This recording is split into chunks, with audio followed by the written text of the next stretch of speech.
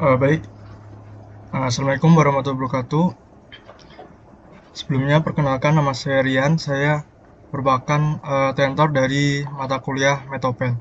Di sini akan menjelaskan mengenai SNJ, soal dan jawab, ujian tengah semester, metode penelitian tahun 2023. Baik, untuk soalnya sendiri terdapat 4 soal yang mencakup materi dari pertemuan 1 hingga 7. Oke, yang pertama itu terdapat sebuah abstrak. Lalu kalian diminta untuk merumuskan masalah, tujuan penelitian, metode penelitian, dan hasil penelitian, serta memberikan 4 kata kunci. Nah, untuk hal yang pertama yang kalian lakukan adalah membaca dari teksnya ini. Jadi teksnya ini penggunaan teknologi lama yang banyak menghasilkan emisi karbon dioksida pada proses produksi semen akan semakin ditinggalkan dan digantikan dengan teknologi baru. Beberapa teknologi untuk menangkap atau melokalisasi gas CO2 ketika proses manufaktur semen yaitu teknologi post-combustion, oxy-fuel, dan carbonate looping dapat mengurangi emisi CO2 secara signifikan. Teknologi post-combustion menangkap CO2 dari gas buang pada tekanan dan temperatur rendah. Konsekuensinya, penggunaan teknologi ini membutuhkan tambahan energi sekitar 45% pada sistem. Sedangkan tambahan 5% energi lain diperlukan untuk transport karbon dioksida. Pengembangan teknologi oxy-fuel menghabiskan waktu yang lebih lama dibandingkan dengan post-combustion. Namun, oxy-fuel sangat menjanjikan untuk menangkap gas CO2 dalam jangka panjang. Teknologi ini diperkirakan dapat mengurangi emisi karbon dioksida antara 63% sampai dengan hampir 100%. Untuk selanjutnya, teknologi pendekatan untuk menangkap CO2 adalah carbonate looping, yang saat ini masih merupakan usulan secara teoritis. Harapannya, teknologi ini dapat mengurangi sekitar 50% emisi gas CO2 dengan menggunakan energi yang lebih rendah. Nah, untuk rumusan masalahnya, yaitu pertama, bagaimana hasil dari penggunaan teknologi lama pada proses produksi semen. Lalu yang kedua, apa saja teknologi yang mampu menangkap dan melokalisasi gas CO2 saat proses manufaktur semen. Lalu yang ketiga, apa teknologi yang paling efektif dalam mengurangi emisi CO2 saat proses produksi semen. Nah, untuk rumusan masalah ini kan sebenarnya pertanyaan dan jawabannya sudah ada di abstraknya. Jadi kalian seperti merumuskan suatu pertanyaan yang jawabannya tuh sebenarnya ada di abstraknya gitu. Nah, ini untuk rumusannya kurang lebih seperti ini. Nah, untuk tujuan penelitian ini adalah menjawab dari rumusan masalah. Jadi, misal bagaimana hasil dari penggunaan teknologi lama. Nah, tujuannya untuk mengidentifikasi hasil dari penggunaan teknologi lama pada proses produksi semen. Lalu, untuk merumuskan jenis-jenis teknologi yang mampu menangkap dan melokalisasi gas CO2 pada saat proses manufaktur semen. Lalu untuk menganalisis teknologi yang paling efektif dalam mengurangi emisi CO2 pada produksi semen. Jadi antara rumusan masalah dengan tujuan penelitian ini saling berhubungan gitu. Lalu untuk penelitiannya sendiri, metode penelitiannya karena sebenarnya tidak ada penjelasan percobaan itu, jadi untuk metode penelitian yang digunakan pada abstrak tersebut ada literatur review atau mengambil dari jurnal-jurnal gitu. Maksudnya ini kan di buku ini ya, nah buku ini tuh ngambil dari jurnal-jurnal gitu, bukan langsung praktek atau melakukan percobaan. Jadi dia melakukan literatur review atau mengambil citasi atau referensi dari jurnal gitu. Nah, untuk hasil penelitiannya, penggunaan teknologi semen yang banyak menghasilkan emisi karbon dioksida pada proses produksi semen. Nah, ini juga jawaban atas ininya, rumusan masalahnya. Jadi, bagaimana hasil dari penggunaan teknologi lama pada proses produksi semen? Nah, dari abstrak itu ternyata banyak menghasilkan emisi karbon dioksida pada proses produksi. Lalu apa saja jenis teknologi yang mampu menangkap. Nah, ini ada 3 kan tadi kan, post combustion, oxy-fuel, dan juga carbonate looping. Lalu yang ketiga, teknologi yang paling efektif. Nah, dari sebenarnya kan tadi juga punya kelebihan dan kekurangan masing-masing. Jadi kesimpulannya, teknologi oxy-fuel sangat menjanjikan untuk menangkap gas CO2 dalam jangka panjang dan dapat diperkirakan dapat mengurangi emisi karbon antara 63% sampai 100%. Meskipun dibutuhkan waktu yang lebih lama dibandingkan teknologi post combustion. Kalau menurut aku gitu sih, tapi mungkin kalau bagi teman-teman misal kesimpulannya lebih ke yang pertama gitu, meskipun energinya lebih banyak berarti boleh sih, tapi kayak yang paling menurutku yang paling efektif tuh yang oxy-fuel ini, sesuai dengan teksnya. Lalu untuk kata kuncinya sendiri, 4 kata kunci dari yang aku ini adalah emisi, semen, teknologi, dan gas. Biasanya yang sering dibahas di sini kan yang pertama emisi, yang kedua semen, lalu yang ketiga teknologi, lalu gas. Jadi emisi karbon dioksida, semen, dan itu kan teknologi semen, lalu teknologinya sendiri, lalu gas. Itu untuk soal nomor pertama. Jadi ya lebih teliti aja dalam membaca abstraknya ini aja sih untuk tipsnya mengerjakan soal yang seperti ini. Lalu untuk yang kedua itu formulasikan rumusan masalah, tujuan penelitian, hipotesis H0 dan hipotesis alternatif HA dan variabel penelitian dari topik di bawah ini. Nah, kalian diberi pilihan 5 topik. Nah, di sini aku kalau gak salah tuh tahun kemarin milih yang kemacetan. Jadi untuk topiknya kan kemacetan di sepanjang Jalan Prof. Sudarto. Nah, untuk rumusan masalah jadi aku bikinnya gini, apakah yang menjadi penyebab dari permasalahan macet di Jalan Prof. Sudarto? Lalu bagaimana kondisi geometri pada Jalan Prof. Sudarto? Lalu apa solusi menyelesaikan masalah kemacetan? Nah, jadi kalau yang ini tuh aku ngebawainnya ke arah geometri dari Jalan Prof. Sudarto-nya gitu. Jadi kayak semisal geometrinya kecil kan otomatis kayak lebih kapasitasnya kan lebih kecil, jadi lebih kemungkinan untuk terjadinya macet tuh lebih banyak, lebih besar kemungkinannya. Nah, untuk tujuannya ya sama kayak tadi nomor 1, untuk merumuskan hal yang menjadi penyebab kemacetan, mengidentifikasi kondisi geometri, menganalisis solusi yang dapat menyelesaikan kemacetan. Nah, untuk hipotesisnya tuh H0 tuh kayak kalian kan tadi asumsinya geometri ya, kalau yang H0 tuh kayak yang sebaliknya gitu, jadi tidak berpengaruh. Kan kalian asumsinya geometri jalan berpengaruh terhadap tingkat kemacetan. Nah, H0 tuh biasanya yang kebalikannya, jadi kayak kondisi geometri jalan tidak berpengaruh terhadap tingkat kemacetan di Jalan Prof. Sudarto Tembalang gitu.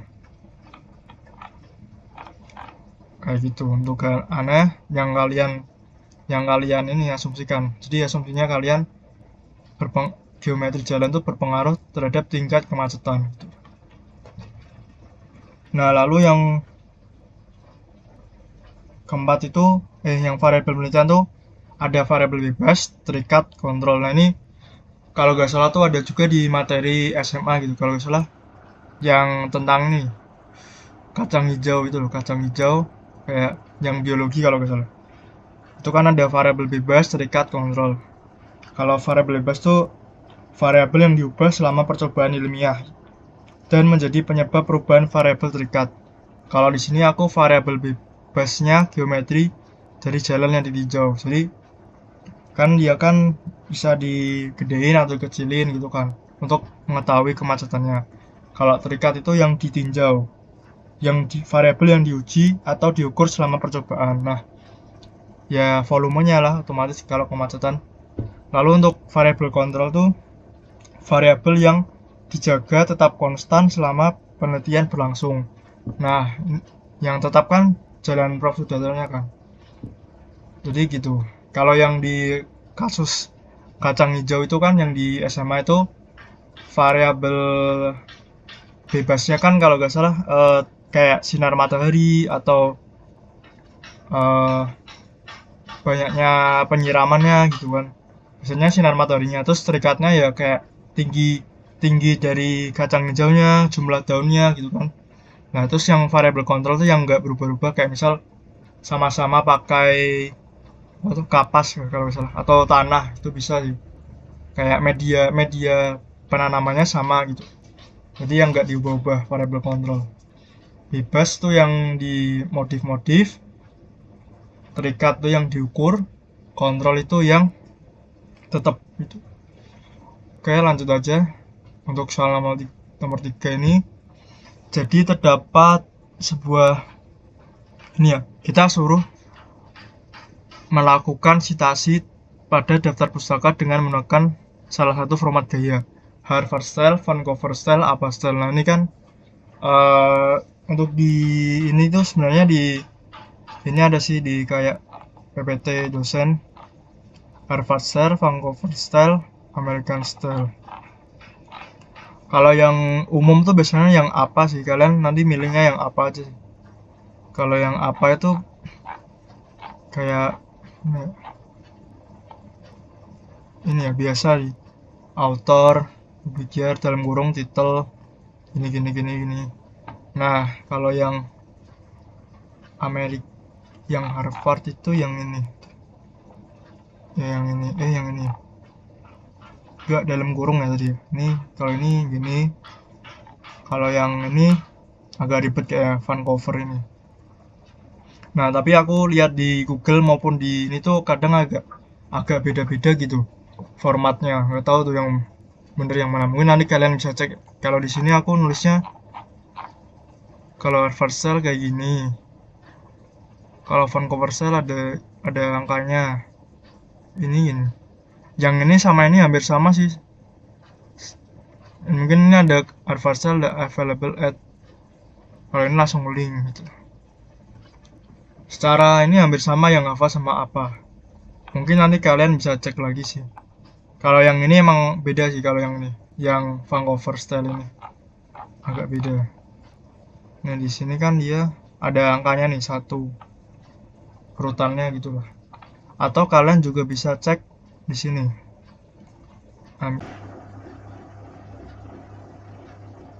Nah, untuk daftar referensi sendiri itu atau daftar pustaka sendiri itu kalian bisa cek juga melalui Mendeley yang ada di Word. Jadi kalian nanti download dulu Mendeley site-nya, lalu kalian pasang gitu terus bisa muncul di Word-nya. Lalu caranya tuh pertama kalian masukin dulu citasinya ya, citasi daftar referensi. Jadi kalau misal kalian nulis itu kan, misal kalian ambil dari jurnal tuh kalian parafrase. Nah, habis kalian parafrase kan biasanya kalian harusnya tambahin daftar referensi gitu.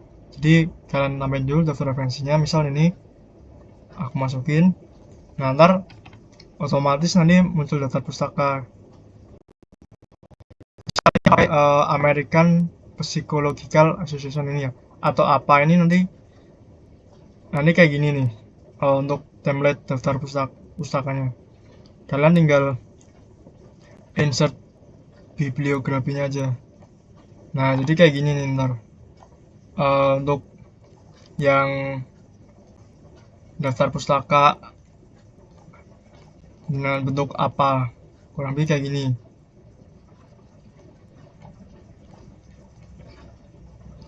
Kalau misal kalian mau lihat yang lain, kalian tinggal change ini aja, citation style-nya, change citation style. Lalu kalian masukin misalnya Harvard. Nah, Harvard kayak gini. Hampir sama sih kayak tadi. Coba kalian lihat bedanya. Ini kan gini ya. Ini ada available at-nya sih. Kalau tadi, nah kalau tadi itu langsung HTTPS doi ini kan.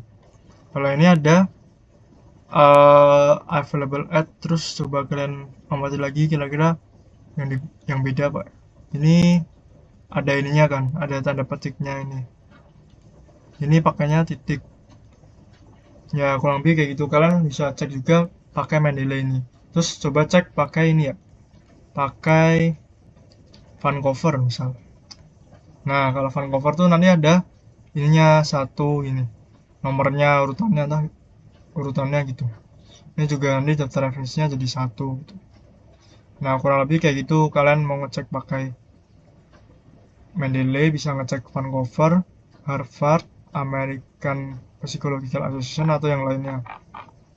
Biasanya yang umumnya ini sih apa ini kalau mau nulis, mungkin gitu sih.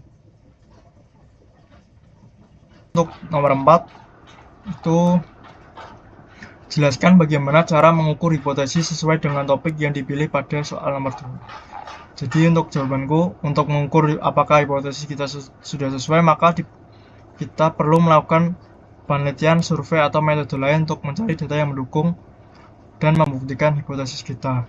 Selain itu, juga perlu dilakukan uji statistik untuk mengolah data hasil penelitian tersebut, dan terakhir dilakukan penarikan kesimpulan.